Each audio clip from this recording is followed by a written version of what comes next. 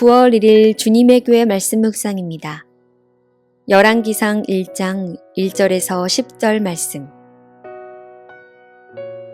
다윗 왕이 나이가 많아 늙으니 이불을 덮어도 따뜻하지 아니한지라. 그의 시종들이 왕께 아뢰되 우리 주 왕을 위하여 젊은 처녀 하나를 구하여 그로 왕을 받들어 모시게 하고 왕의 품에 누워 우리 주 왕으로 따뜻하시게 하리이다 하고, 이스라엘 사방 영토 내에 아리따운 처녀를 구하던 중 수넴 여자 아비삭을 얻어 왕께 데려왔으니 이 처녀는 심히 아름다워 그가 왕을 받들어 시중 들었으나 왕이 잠자리는 같이 하지 아니하였더라. 그때 학깃의 아들 아도니아가 스스로 높여서 이르기를 내가 왕이 되리라 하고 자기를 위하여 병거와 기병과 호위병 50명을 준비하니 그는 압살롬 다음에 태어난 자요 용모가 심히 준수한 자라. 그의 아버지가 내가 어찌하여 그리하였느냐고 하는 말로 한 번도 그를 섭섭하게 한 일이 없었더라.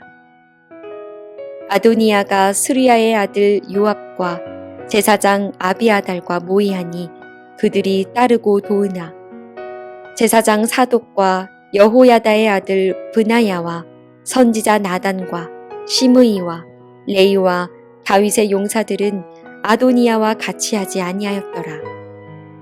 아도니아가 에느로겔 근방 소엘렛 바위 곁에서 양과 소와 살찐 송아지를 잡고 왕자 곧 자기의 모든 동생과 왕의 신하된 유다 모든 사람을 다 청하였으나 선지자 나단과 브나야와 용사들과 자기 동생 솔로몬은 청하지 아니하였더라.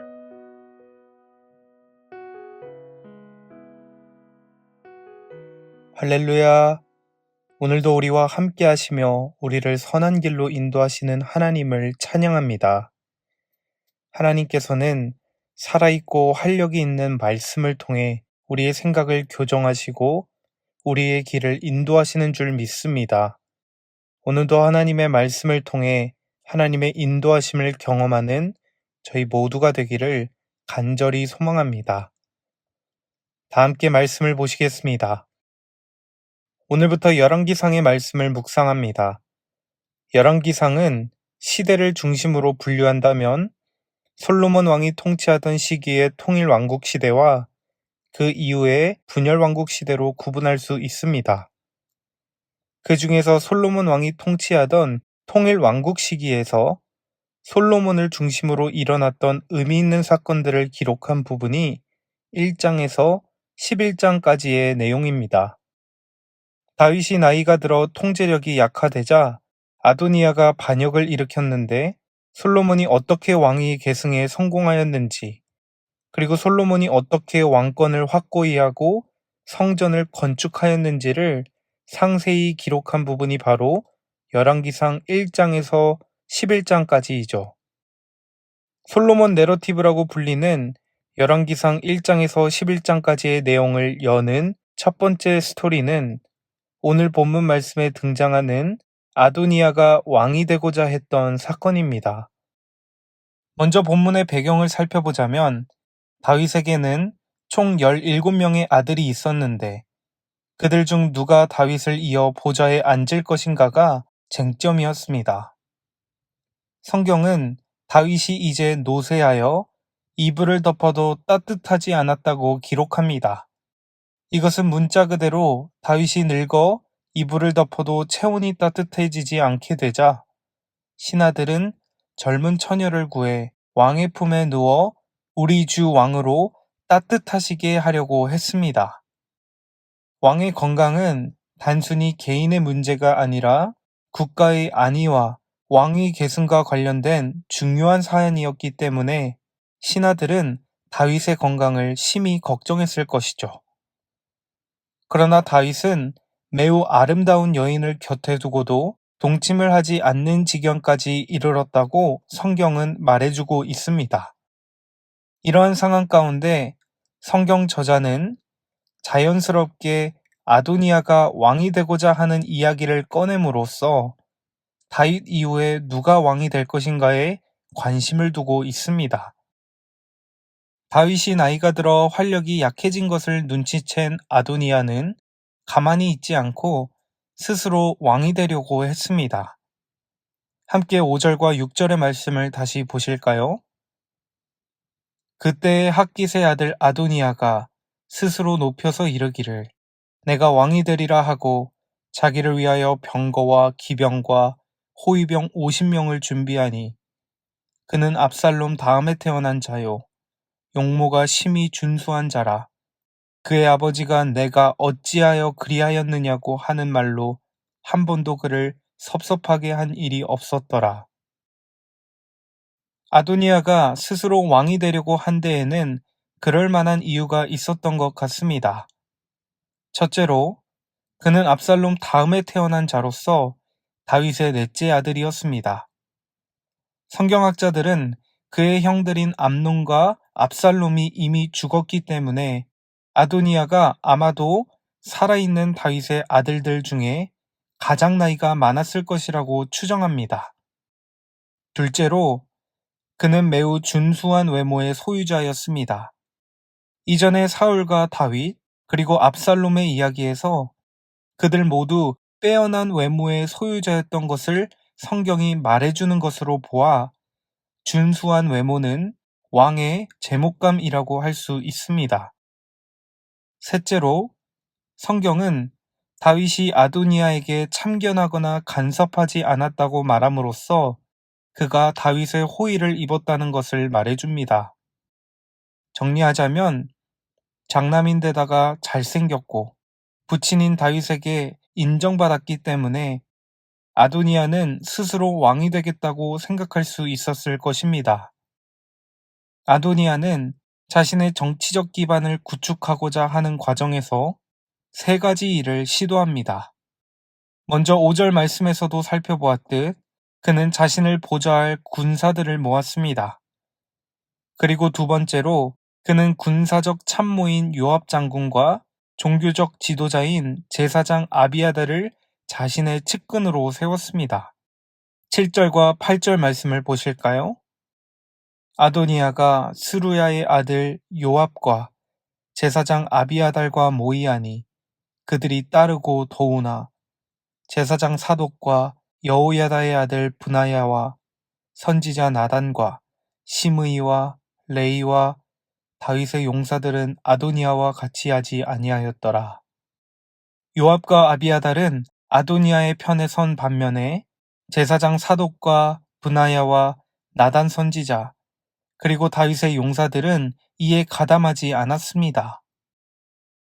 마지막으로는 9절 말씀에 언급되고 있는 것처럼 아도니아는 여러 왕자들과 자기를 따르는 자들을 모아 왕위에 오르게 되는 것을 자축하는 잔치를 벌입니다. 여러분, 그는 여러 인간적인 노력을 동원하여 어떻게 해서든 정치적인 힘을 키우고 스스로 왕이 되고자 노력했습니다. 그러나 이런 모든 그의 노력은 다윗 왕의 유언에 의해 헛수고로 돌아가게 될 것입니다. 여러분, 오늘 다윗 왕위의 계승 이야기를 들으면 누가 누구와 함께하느냐가 중요한 역사의 분기점이 되고 매우 중요한 쟁점이 되는 것처럼 보이기도 합니다. 아도니아와 함께한 요압과 아비아달, 그리고 반대로 솔로몬을 지지했던 사독과 브나야와 나단, 이런 인물들 사이의 정치적인 알력 다툼이 곧 이스라엘의 역사를 좌우하는 것처럼 보인다는 말입니다. 그러나 성경은 이스라엘의 역사에 있어서 가장 중요한 것은 하나님이 누구와 함께 하시느냐라는 사실을 분명하게 말해줍니다. 열왕기상 1장 37절을 보면 브나야의 입술을 통해 성경은 이렇게 말합니다.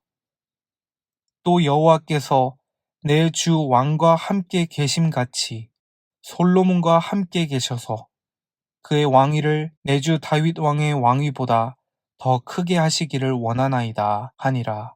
아멘. 왕위 계승 문제에 있어서 가장 중요한 것은 여호와께서 다윗과 함께 하셨던 것처럼 여호와가 솔로몬과 함께 하신다는 사실입니다. 겉으로 보기에는 이스라엘의 역사가 인간들의 계략과 음모에 의해 그리고 그 반대 세력의 대응으로 인해 이루어지는 것 같이 보이지만 사실은 여호와께서 인간 역사의 주인이시고 여호와는 주권적으로 자신의 백성들을 인도하는 분이시라는 것입니다. 귀한 성도님 여러분, 이것이 성경의 역사 이야기를 통해 우리가 배울 수 있는 신앙의 고백이 아니겠습니까? 우리가 살아가는 세상이, 우리의 삶이 비록 인간들의 여러 노력들과 선택, 그리고 인간들의 결정에 의해 이루어지는 것 같이 보여도 그것은 하나님의 주권적인 역사 아래에 있다는 것입니다. 하나님은 하나님께서 함께 하시는 사람을 세우시고 사용하셔서 세속의 역사를 인도하시는 분이십니다. 비록 우리 눈에는 보이지 않더라도 인간 역사의 무대에서 전체 각본을 짜고 감독하시는 분은 하나님 한 분이십니다. 그렇기에 오늘도 우리는 우리의 삶에서 만나는 크고 작은 인간적인 실패들로 인해 좌절하지는 않아야겠습니다. 왜냐하면 하나님의 뜻은 우리의 생각보다 크고 하나님의 이야기는 끝나지 않은 채 계속해서 진행 중이기 때문입니다.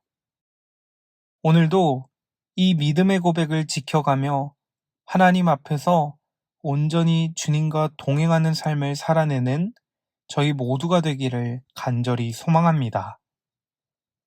다 함께 기도하시겠습니다.